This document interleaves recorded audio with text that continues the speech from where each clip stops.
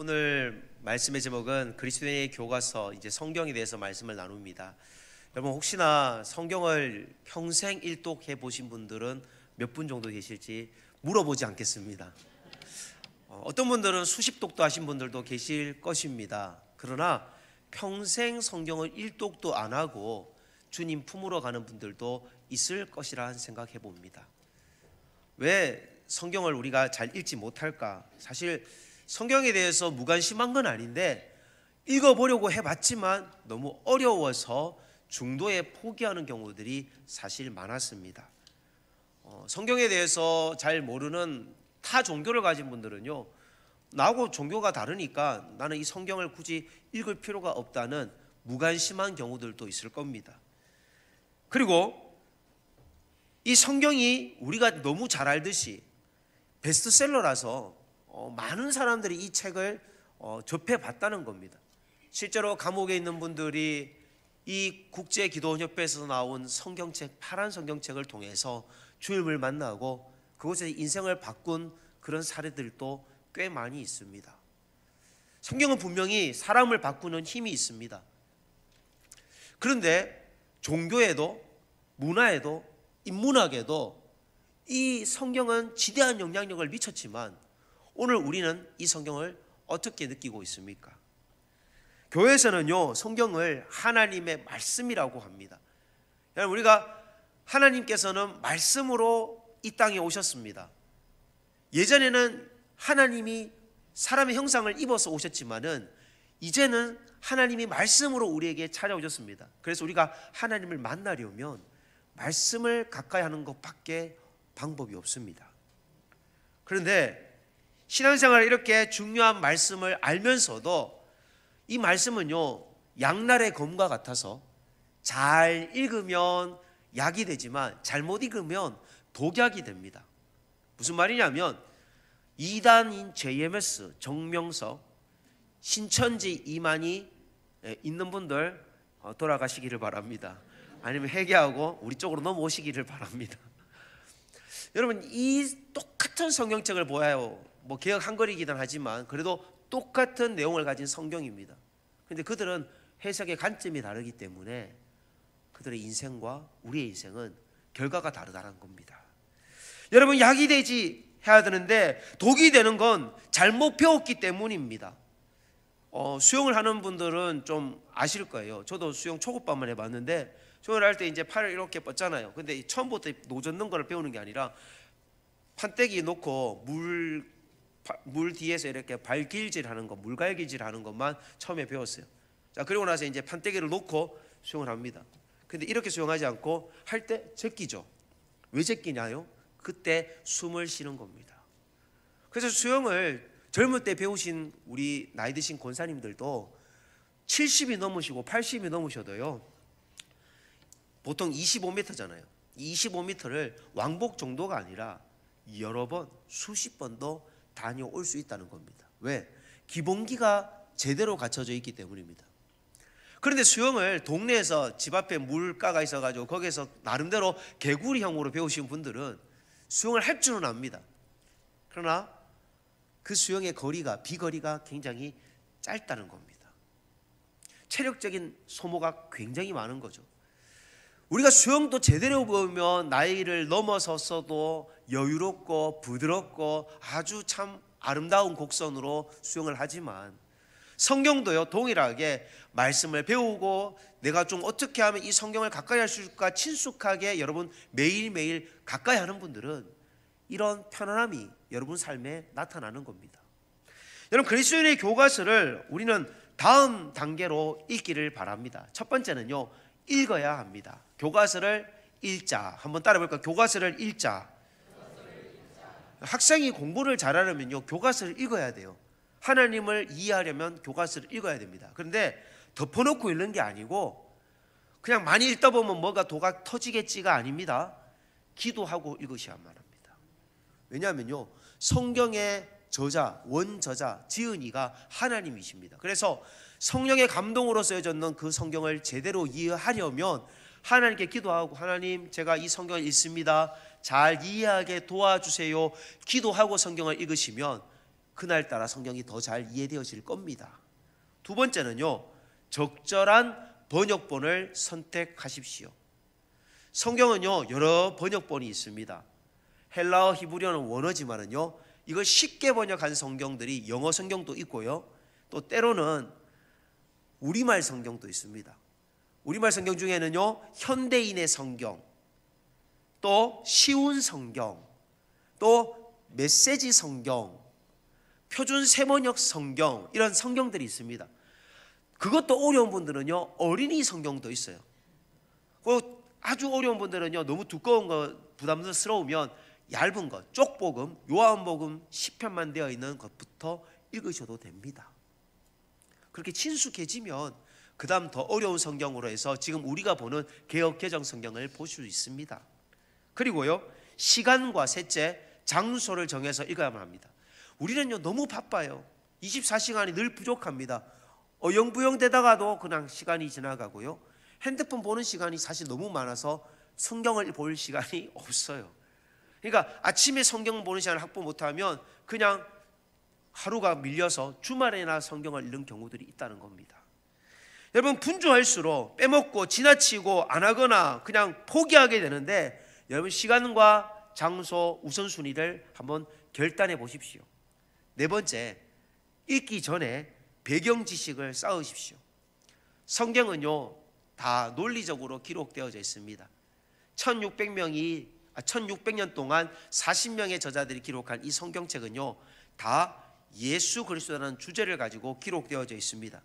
그런데 이제 창세기는 어떤 텍스트인지, 출애굽기는 어떤 텍스트인지, 마태복음 어떤 텍스트인지 각 권에 대한 기록한 사람들의 의도가 있습니다. 그걸 파악하고 읽으면 좀 더 성경이 쉽게 이해가 되죠. 창세기 같은 경우는 모든 것의 인류의 시작을 알립니다. 가정의 시작, 죄의 시작, 살인의 시작, 홍수의 시작, 다 시작입니다. 그리고 4대 사건이 있는데 홍수, 창조, 타락, 홍수, 민족들, 이 네 가지의 큰 사건과 4명의 중심 인물이 있습니다. 아브라함, 이삭, 야곱, 요셉. 이 네 인물을 통해 창세기 50장이 기록되어져 있습니다. 그러니까 이런 걸 성경책, 여러분들은 좋은 성경책들을 보면 앞에 설명이 되어 있는 한 장짜리 페이지가 있습니다. 그거를 한번 읽어보시라는 거예요. 아, 어느 시기에 쓰여진 책이구나. 그렇게 감을 잡으면 좋습니다. 그리고 전체적인 내용을 이해해야 합니다. 보통 우리가 줄거리를 파악하려면요 6하 원칙으로 파악합니다. 언제, 어디서, 무엇을, 어떻게, 왜, 이렇게 원칙을 따져가면서 파악을 해보는 겁니다. 주인공이 왜 이런 말을 했지? 좀 자세히 들여다보십시오. 성경은요 크게 2개의 체로 나눕니다. 강화체와 설화체로 따라합니다. 한번 따라해볼까요? 강화체, 설화체. 설화체는요, 여러분 신문을 읽으면 어떤 사건이 일어나잖아요. 스토리, 신문 기사가 바로 설화체입니다. 그러니까 창세기, 출애굽기, 레위기, 민수기 이런 다 사건들이에요. 이거는 설화체적인 본문은 6하 원칙으로 본문을 읽을 때 관심을 두고 읽으면 됩니다. 그런데 뒤에 신약에 나오는 바울서신 같은 경우에는 강하체예요. 뭔가를 강조하려고 쓴 화법입니다. 그래서 이거는 비교를 해야 돼요. 그리고 문단 나누기를 해야 돼요. 이 문단에서 바울이 뭘 강조하려고 했는가, 비교, 대조, 반복되는 문장이 뭐가 있는지, 단어가 뭐가 있는지, 그리고 인간관계를 따져요. 왜? 그러므로, 그러나 이런 단어가 시작할 때 나오면 그 앞에 절이 무슨 사건이 있었기에 그러므로 시작했는지를 봐야만 한다는 겁니다. 이건 한마디로 신문의 사설과 같습니다. 바울 서신은 신문 사설, 창세기 나오는 내용들은 설화체, 신문 기사, 이렇게 보는 겁니다. 그리고 개인적으로 6번째, 적용 가능한 부분이 없는가를 찾아야만 합니다. 그래서 아무리 성경이 읽어도요 내한테 적용이 안 되면요 그거는 아무 소용이 없는 겁니다. 단 한 구절이라도, 한 단어라도 그날따라 감동을 주는 단어들이 있습니다. 그게 주님이 여러분에게 주시는 그날의 음성입니다. 그리고 마지막, 그냥 그거를 잊어버릴 수 있으니까 어디 성경책이든 노트든 일기장에다가 메모를 남깁니다. 우리 주일학교는 큐티를 하는데요, 큐티 책이란 건 매일매일 읽는 성경 본문이 있어요. 거기에 메모할 수 있는 날이 있는데 그런 큐티를 사용하는 것도 좋은 방법입니다. 그런데 이 큐티를 하는 방법도요, 성경 읽는 방법도요, 크게 4가지를 기억하시면 좋겠습니다. 따라합시다. 관찰, 해석, 느낌, 적용. 이 적용은 다른 말로 결단이라 할 수 있습니다. 그러니까 관찰을 해서 이게 무슨 뜻이지 하면서 자료를 찾아보는 거예요. 해석. 그 다음에 내 느낌이 해석을 하니까 이게 나한테 이런 의미를 주는구나, 느낌. 그리고 나서 실천해야 될 걸 적는 거, 이게 적용. 그렇게 구체적으로 실천한 것까지 적으면 이게 결단이 되는 겁니다. 그렇게 4가지만 가지고 성경을 보면 여러분 믿음의 눈이 점점 더 자라게 될 것입니다. 두 번째로 우리가 성경을 이렇게 읽어야 되고, 두 번째로 교과서인 성경을 배우시기를 바랍니다. 그리스도인들이 왜 성경을 배워야 되냐? 성경을 우리에게 주신 하나님의 의도는요, 우리에게 영생을 주기 위해서입니다. 한마디로 구원에 이르는 지혜를 주시기 위함입니다. 그래서 구원을 알기 위해서는 이 말씀을 읽어야만 합니다. 요한복음 5장 39절에 보면 너희가 성경에서 영생을 얻는 줄 생각하고 성경을 어떻게 한다고요? 연구하거니와. 성경 그냥 읽기만 하면 안 되고요, 연구하셔야 돼요. 배워야만 합니다. 그런데 예수님도요, 제자들에게 3년 동안 가르치고 마지막 임종하는 승천하기 직전에 예수님께서 제자들에게 하신 말씀이 지상 대명령이라는 말씀이죠. 마태복음 28장 20절에 보면 너는 가서 모든 민족을 제자 삼아 아버지 아들과 성령의 이름으로 세례를 주고 내가 너희에게 분부한 모든 것을 가르쳐 지키게 하라. 3년 동안은 자기들이 배웠지만 이제부터는 선생님이 되어줘서 가르치는 사람이 있고요, 성경은 배우는 사람이 있다는 겁니다. 교회 안에도요, 가르치는 사람이 있고 배우는 사람이 있습니다. 그래서 여러분들이 배우는 제자가 되어야만 합니다. 바울도 오늘 디모데에게 이런 고백을 합니다. 디모데후서 3장 14절에 보면 그러나 너는 배우고 확실하게 거하여서 흔들리지 말아야 된다, 그렇게 말씀을 합니다. 바울은 어린 디모데에게 너의 어린 시절 한번 잘 생각해봐라. 너를 가르쳐준 그룹이 3그룹이다. 첫 번째 그룹은 너의 외조모, 그리고 너의 어머니가 있다. 디모데후서 1장 5절을 보겠습니다. 이 믿음은 먼저 내 외조모, 외할머니 로이스와 내 어머니 유니기의 속에 있더니 내 속에도 있는 줄을 아노라. 할머니한테 또 어머니한테 디모데도 어릴 때 배웠습니다. 두 번째, 디모데는 누구에게 배웠느냐? 바울에게 배웠습니다.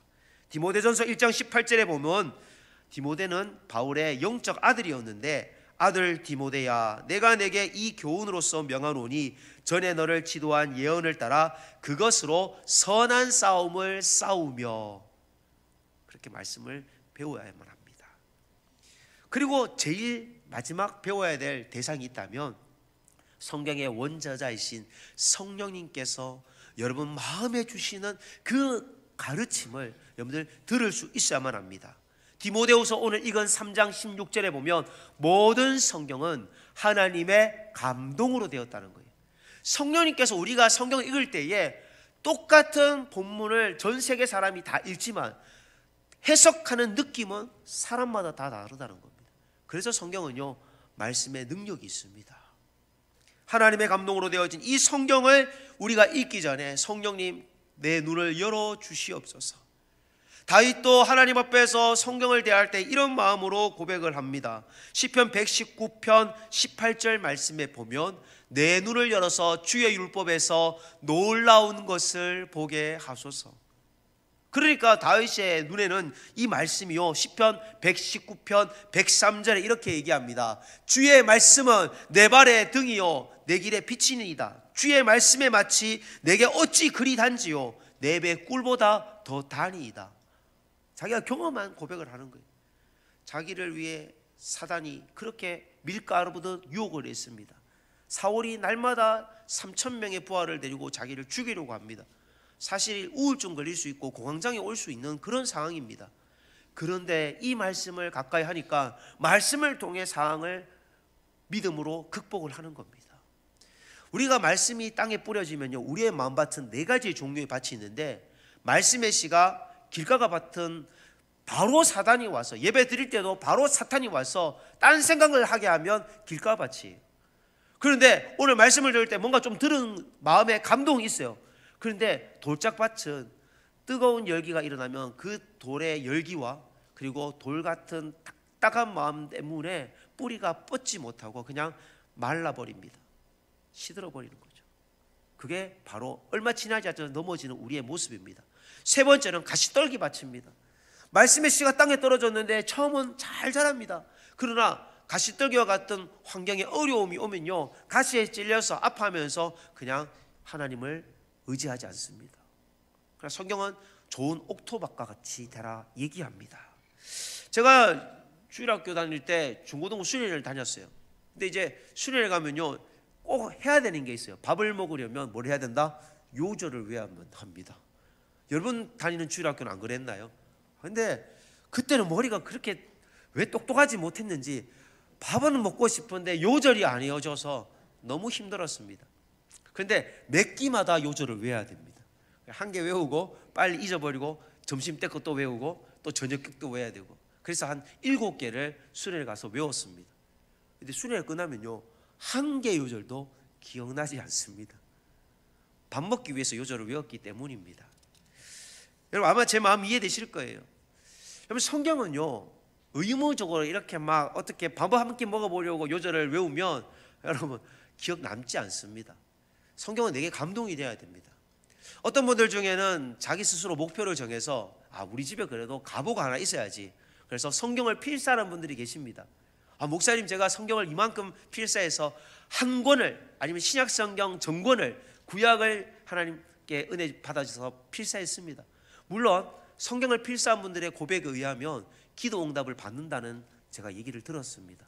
저는 해보지 않아서 모르지만 필사를 하신 분들의 고백은 한 8개월 정도 하려면 하루에 4시간 정도는 써야지 8개월 만에 성경 전권을 쓸 수 있다고 합니다. 볼펜도 수십 자루가 들어가죠. 그런데 필사 자체가 목적이다 보니 어떤 분들은 은혜가 안 되는 거예요. 그냥 의무감으로 내가 그냥 성경 한 권 썼다는 스스로의 만족인 겁니다. 예를 들어서 우리가 주기도문과 사도신경을요 한 골백번 뭐 한다면 할 수는 있잖아요. 하루 동안. 아니면 일평생 1천만 번 아니면 10,000번 정도 우리가 십계명, 사도신경, 주기도문을 줄줄줄 계속 보고 읽는다고 가정해 봅시다. 그것이 우리의 삶에 어떤 영적 유익을 줄까요? 남녀 호령교가 이렇게 비교하면 좀 그럴 수 있지만 남녀 호령교가 이렇게 계속해서 자기들의 어떤 영적인 지경을 넓힌다고 합니다. 그렇게 하는 것과 우리가 주기도문, 사도신경을 무의미하게 아무 생각 없이 그냥 예배를 마치니까 주기도문, 예배를 시작하니까 사도신경 이렇게 하는 것과 뭐가 다릅니까? 성경을 수십 독해도 내가 설령 100독을 했다 할지라도 읽기만 하면 아무런 삶의 변화가 없다면요 그것은 무의미한 것입니다. 하루에 3장 읽고 주일날 5장 읽으면요 1년의 성경을 일독할 수 있습니다. 그런데 유대인들은 성경을 어린 시절에 성인식을 하려면요 모세오경을 다 외워야만 합니다. 모세오경이 뭐냐 하면 창세기, 출애굽기, 레위기, 민수기, 신명기 말씀 전체를 다 암송을 해야 된다는 겁니다. 음률에 의해서 이걸 다 외워요. 그러면 친척들이나 집안의 돈을 이렇게 용돈을 받는데 어마어마한 용돈을 선물로 받습니다. 중요한 거는 유대인들이 그렇게 태어날 때는 할례를 하고 랍비들이 다니는 학원에 가서 모세오경을 통으로 다 외우고 자기는 아브라함의 자손이라고 스스로 뿌듯해하면서 신앙생활을 하지만 팔레스타인 땅에서는 여전없이 끊임없이 내전이 일어납니다. 이슬람 사원에서 이스라엘과 그리고 이 아랍 사람들 간에 그 끊임없는 유혈 사태가 일어나는 겁니다. 하나님을 사랑한다고 성경 읽었는데 삶은 전쟁인 거예요. 맨날 싸우는 거예요. 여러분 우리가 구원받았다는 바리새인들 성경을 얼마나 열심히 읽었습니까?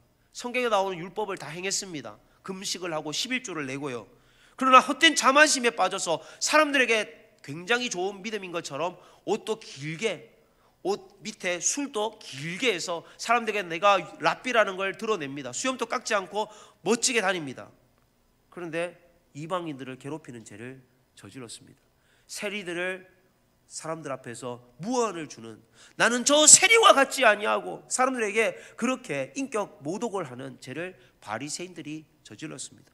성경을 모르는 사람이 아니라 성경을 제일 많이 아는 사람. 유대인들은요, 하나님을 예배하고자 솔로몬이 성전을 지었습니다. 그 솔로몬 성전은요, 7년 동안 지은 금으로 도배되어진 성전입니다. 그런데 하나님께서는 그 좁은 방 안에 굳이 들어오실 필요가 없지만 우리 인간의 예배를 받기 위해서 그 좁은 그 몇 평도 안 되는 그 지성소에 하나님은 친히 들어가셨습니다. 그런데 사람들이 예배를 드리는데 거기서 예배를 드릴 때만 하나님을 찾고, 그리고 예배 드리는 안식일이 지난 시간부터는요, 자기들 마음대로 행하니까 하나님이 그 성전이 필요가 없어서 결국 하나님이 그 성전을 파괴시켜 버렸습니다. 하나님은요, 우리를 위해 그만큼 낮아지시기도 했지만은 그것이 필요 없을 때는요, 인간의 눈에는 좋아 보일지 모르지만은 감 무가치하다는 겁니다. 어쩌면 공간에 제한되지 않는 그 하나님은요, 유대인들이 아무리 금식을 많이 해도, 그걸 밥 먹듯이 해도 그 금식 시간이 딱 끝남과 동시에 라마교에서 마치 금식을 하듯이, 라마교 이슬람 교도들이 금식 기간 동안 딱 금식을 하고 나서요, 금식이 끝나면요 바로 차려놓은 밥을 허겁지겁 먹는다고 합니다. 유대인들이 그렇게 금식한들 무슨 의미가 있냐는 겁니다. 이제 종료주일, 때로는 우리는 금식을 해야 되고 종료주일 우리는 십자가 앞에 나아가야만 합니다. 그런데 의미 없는 종교 행위는요, 의미 없는 성경 읽기는요, 주님을 오히려 더 불편하게 만들 뿐입니다. 세 번째, 교과서대로 실천하십시오. 제가 교사들과 같이 오래전에 바닷가에 있는 소나무 숲에 있는 산림욕장에 가서 하루 회의를 했습니다. 늦은 시간까지 회의를 했고 아침에 또 방을 빼줘야 되니까 이른 아침부터 일어나서 또 아침밥을 먹어야 됐습니다. 굉장히 늦게까지 회의를 했기 때문에 서너 시간밖에 못 자서 너무 피곤할 거라고 생각했는데 아침에 일어났는데 너무 개운하게 일어난 거예요. 제가 그쪽 가면 피톤이라고 할 수 있는 음이온이라든지 공기 정화의 기능들이 바닷가고 바람이 들어오니까 너무나도 호흡기에 좋은 공기를 마셔서 그런지 몸이 건강해진 것을 느낄 수 있었습니다. 피곤하지 않았다는 거예요. 여러분, 좋은 환경이 그렇게 좋다는 겁니다. 그런데 신앙생활도 마찬가지입니다. 내가 말씀의 살림 욕장에서 내가 말씀으로 살림 욕을 하면요, 하나님께서 내 영혼에 평안함을 주시는 겁니다. 이건 경험해 본 사람들이 아는 거예요. 시편 119편 147절 148절에 보면 다윗의 고백입니다. 내가 날이 밝기 전에 부르짖으며 주의 말씀을 바라싸우며 주의 말씀을 조용히 읊조리려고 내가 새벽녘에 눈을 떴나이다. 새벽에 말씀을 찾았어요. 여러분, 새벽에 어떻게 하루를 시작하십니까? 제가 좋아하는 말씀 중에 이런 말이 있습니다. 녹슬어 없어지기보다 달아 없어지는 인생이 되자. 이 말은요, 영국과 미국의 큰 부흥의 운동을 일으켰던 조지 휘필드가 고백한 자신의 인생의 모토의 말씀입니다. 그는 홀리클럽을 만들어서 도시의 빈민촌에 가서 구제하고요, 감옥에 있는 사람들에게 복음을 전하고 그렇게 종교적 행위를 열심히 했습니다. 그러나 그의 마음 가운데는 여전히 구원받은 기쁨이 없었습니다. 여전히 죄책감이 자기를 억눌렀습니다. 그런데 그의 친구 찰스 웨슬리가 헬리스 쿠갈이 쓴 책 한 권을 선물합니다. 인간 영혼 속에 하나님의 생명. 그 책의 내용은 이렇습니다. 그저 교회를 가고 아무도 해치지 않고 밀실, 골방이죠, 밀실의 의무를 꾸준히 이행하고 가끔 손을 펼쳐서 가난한 이웃들을 구제하는 것이 잘못된 신앙이란 저자의 말이 무슨 뜻인지 의아했다. 이해가 안 됐다는 겁니다. 이것이 신앙이 아니라면 그러면 무엇이 신앙이냐라고 생각했다. 하나님께서 금방 내게 보여주셨다. 몇 줄 더 읽었을 때 참된 신앙은 영혼이 하나님과 연합되는 것, 우리 속에 그리스도가 형성되는 것임을 발견했다. 그때 한 줄기 하나님의 빛이 즉시 내 영혼에 비춰왔다. 그 이전에는 몰랐는데 그 순간부터 내가 새로운 피조물이 되어야 한다는 것을 알았다. 히필더는 이 고백을 하면서 그는 예수님이 하나님 앞에 아버지여 내가 목마릅니다 라고 고백했던 것처럼 하나님 내가 목마릅니다, 내가 목마릅니다 그렇게 부르짖었다라고 합니다. 그리고 그는 모든 그동안의 무거운 짐이 사라지고 마음에 알 수 없는 기쁨이 그의 영혼 가운데 평안하게 찾아왔습니다. 히필드는 그리고 나서 매일 새벽 5시가 되면 일어나서 하나님과 교제하는 시간을 가졌는데 성경을 영어 성경 그리고 헬라어 성경 그리고 또 한 건 메추엘리 주석을 놓고 그렇게 성경을 봤습니다. 그는 성경을 그렇게 읽고 자신의 인생을 통해 많은 사람들에게 영향력을 미쳤습니다. 성경은 어떤 변화가 일어나야 된다고 분명히 우리에게 말씀합니다. 왜? 디모데후서 3장 17절에 보면 이는 하나님의 사람으로 온전하게 하며 모든 선한 일을 행할 능력을 갖추게 하려 함이라. 결국 하나님의 말씀이 엉터리가 아니라면, 하나님이 살아계신 것이 분명하다면, 이 성경이 틀린 것이 아니라면요, 나는 변화되어야만 합니다. 내가 성경을 읽었는데도 변화되지 않았다면 내가 문제가 있는 거지 하나님의 성경이 문제가 있는 것은 아닙니다. 성경을 내가 잘못 배웠거나 성경을 지금 내가 잘못 다루고 있기 때문인 겁니다. 여러분, 수학 과외를 받는 분들을 있었는지 모르겠어요. 그러니까 자녀들을 보면 수학 과외를 열심히 가르쳤는데 성적이 안 오르는 경우가 있어요. 선생님 앞에서 풀 때는 이해가 되고 다 자기가 풀 것 같이 이해를 했는데 과외 선생님이 가고 자기가 집에서 혼자 풀면요, 또 시험 볼 때 자기가 풀면 문제가 풀리지가 않아요. 그거는 선생님이 풀어준 거지 자기가 풀 수 있는 것은 아닙니다. 자기가 진짜 풀 수 있을 때 그거를 자기가 이해한 겁니다. 성경도 마찬가지입니다. 설교 시간에 듣는 거 이해되어졌어요. 그러나 그것이 내 삶이 되는 것은 아닙니다. 내 삶에서 목사님이 말한 대로 내가 살아보는 것, 그래서 시험 들고 실패해보고 그러면서 또 한 번 더 도전해보고, 이런 믿음의 과정들이 결국은 하나님의 사람으로 온전케 만드는 과정입니다. 디모데후서 3장 7절의 말씀에 보면 항상 배우나 끝내 진리의 지식에 이를 수 없느니라. 아무리 설교 시간에 들어도요, 배워도요, 진리의 지식에 이를 수 없는 것은 우리가 오늘 결단하여야만 합니다. 하나님의 말씀은 여러분 내면에 그 금고 안에 그냥 보관하라고 주신 것이 아니라, 여러분이 삶에 부딪히고 때로는 상처도 받고 이 시험을 이겨내지 못해서 아파하고 하나님 내가 또 죄지어서 왔습니다라고 그렇게 기도하고 돌아올 때, 그때 여러분 믿음은 한 단계 한 걸음 더 성숙합니다. 교회를 다녀도 믿음이 자라지 않는 이유는요, 첫 번째, 오늘 말씀처럼 교과서를 읽지 않아서 그래요. 여러분, 학생이 교과서를 안 읽는데 어떻게 공부를 잘할 수가 있겠습니까? 두 번째, 교과서를 잘 배워야만 합니다. 선생님이 가르쳐주는 요점을 그 시간에 들어야 되는데 딴 거 생각하고 있다가 자기 혼자 공부하려고 하니까 이단에게 빠지고 엉터리로 자기 스스로 공부했다 착각합니다. 세 번째, 그 성경의 말씀대로 살아야만 하는 겁니다. 여러분, 교회에서 직분을 받은 분들이 많습니다. 그런데 직분받아 봉사도 열심히 하고 참 겉으로 보일 때 참 믿음이 좋은 것처럼 보입니다. 헌금도 잘 냅니다. 믿음이 좋은 것 같습니다. 근데 성경을 안 읽어요. 그러면요, 언젠가 문제가 생깁니다. 하나님의 말씀은 반드시 살았고 운동력이 있어 자외의 날성검보다 예리하여 혼과 영과 관절과 골수를 찔러 쪼개기까지 한다라고 합니다. 말씀은요, 분명히 날성검이라서 우리를 찌릅니다. 우리 마음에 가책을 줍니다. 그렇게 믿으면 안 된다라고 회개의 영을 부어주십니다. 여러분, 지난주에 제가 설교를 했는데 설교 제목을 기억하십니까? 나를 보내신 이도 하나님. 이제 기억나시죠? 보통 우리가 의미 없이 그냥 듣게 되면요, 하루 지나면 50%를 잊어버리고요, 3일 지나면 80%를 잊어버리고요, 5일 지나면 85%를 잊어버리고요, 일주일이 지나면 90%를 잊어버립니다. 오늘 설교 제목은 뭐지요? 그리스도인의 교과서. 다음 주에 한번 물어볼까요? 여러분, 우리가 어떤 내 감정이 깨달아질 때 그때 기억이 되는 겁니다. 놀래거나 아니면 감동이 되거나. 여러분, 오늘 이 교과서인 성경을 수동적으로 읽지 마시고 이제 능동적으로 읽으십시오.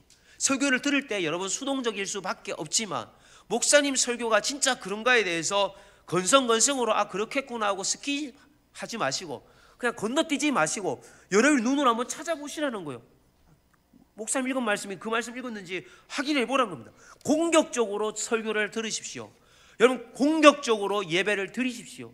공격적으로 여러분들 스스로 성경책을 잡으십시오. 그리고 성경의 키포인트를 찾으십시오. 성경의 키포인트는 오실 예수 그리스도, 오신 예수 그리스도입니다. 구약은 오신 예수 그리스도, 오실 예수 그리스도, 신약은 오신 예수 그리스도입니다. 요한복음 5장 39절 말씀입니다. 같이 읽겠습니다. 시작. 너희가 성경에서 영생을 얻는 줄 생각하고 성경을 연구하거니와 이 성경이 곧 내게 대하여 증언하는 것이니라. 아멘. 예수님이 자기에 대한 내용이라고 성경을 언급을 했습니다. 루터가 말했습니다. 기도와 독서와 시험과 묵상이 목사를 만든다. 저는 성도도요 동일한 원리라고 생각합니다. 성도를 바꾸는 것은 기도와 독서와 시험과 묵상이 성도를 만듭니다. 묵상은요 몸에 적용을 해야 돼요. 몸이 적응할 때까지 내 삶에 적응하는 것이 묵상입니다. 성경은요 이 묵상을 굉장히 강조하고 있습니다. 묵상을 잘하는 사람에게 하나님이 복이 있다라고 합니다. 시편 1편 1절 2절 말씀해 보면 복 있는 사람은 악인들의 길을 따르지 아니하며 죄인들의 길에 서지 아니하며 오만한 자의 자리에 앉지 아니하고 오직 여호와의 율법, 2절 띄워주시겠습니까? 오직 여호와의 율법을 즐거워하여 그의 율법을 주야로 밤낮 묵상하는도다. 말씀을 가까이 한다는 거예요. 주야로 성경만 읽어라는 게 아니라 밤에도 그 말씀대로 살려고 생각을 하는 거고 낮에도 그렇게 살려고 생각한다는 겁니다. 여호수아서 1장 8절 말씀에 보면 이 율법책을 내 입에서 떠나지 말게 하며 주야로 그것을 묵상하여 그 안에 기록된 대로 다 지켜 행하라. 그리하면 내 길이 평탄하게 될 것이며 내가 형통하리라. 복 있는 사람이 되는 비결, 형통한 비결은 바로 묵상에 있습니다. 우리 사랑하는 믿음의 성도님들, 말씀은 지금도 살아서 역사합니다. 내 마음에 말씀을 가까이 하지 않았다면 이제 성경을 읽기로 시작하시고, 성경을 읽는 것으로는 부족합니다. 성경을 배우는 모임에 참여하시고, 교회 외에 신천지에 가면 안 됩니다. 그리고 세 번째로 이 성경을 지키기 위해서 묵상하시기를 바랍니다. 그러면 하나님께서 여러분들에게 평안함으로, 형통함으로, 그리고 어떠한 상황 가운데서도 이길 수 있는 능력으로 하나님께서 복 주실 줄 믿으시길 바랍니다. 기도하겠습니다.